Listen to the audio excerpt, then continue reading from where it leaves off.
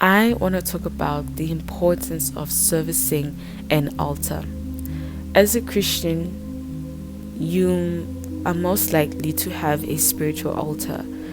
And when I say altar, because obviously you don't have a physical altar that you are like a physical thing that you've built, like Abraham or all the other people in the Bible.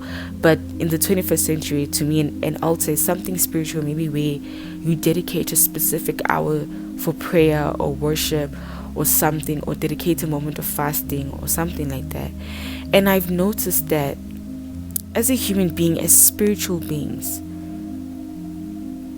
we have the power to program our lives using spiritual weapons that God has given us, which is His Word, His name, His blood. And I just recently bumped into this teaching, or bumped into this doctrine of servicing altars, and how important and beneficial it is to service an altar. So when we look at like people who are practicing anything that is spiritual, including Satanists and religious people, for example. For example, Satanists have altars that they service, and when they service the altar, the spirit that receives their sacrifices is pleased, and when that spirit is pleased, that spirit speaks on their behalf in the spirit world. That's why, for example, when it comes to and shout out to all the Muslims out there, I love Muslims, I respect Muslims. They pray 3 times a day because they are servicing their altar to Allah.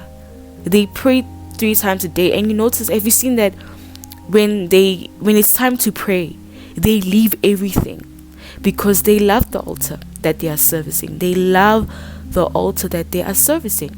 And when they pray, while they are praying, because prayer is, okay, we can say prayer is a type of sacrifice, and fasting is a type of sacrifice as well. So when they are praying, when they leave everything to pray, that spirit speaks on their behalf. So that's why when there's customers, right, and then it's time to pray, the Muslim will literally leave the customers to go pray.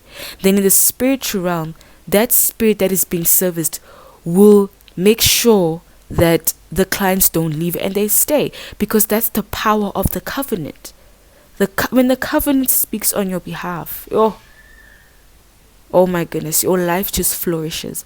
And that's the same thing we should do as Christians. And mind you, I'm not telling you this because I am doing a perfect job.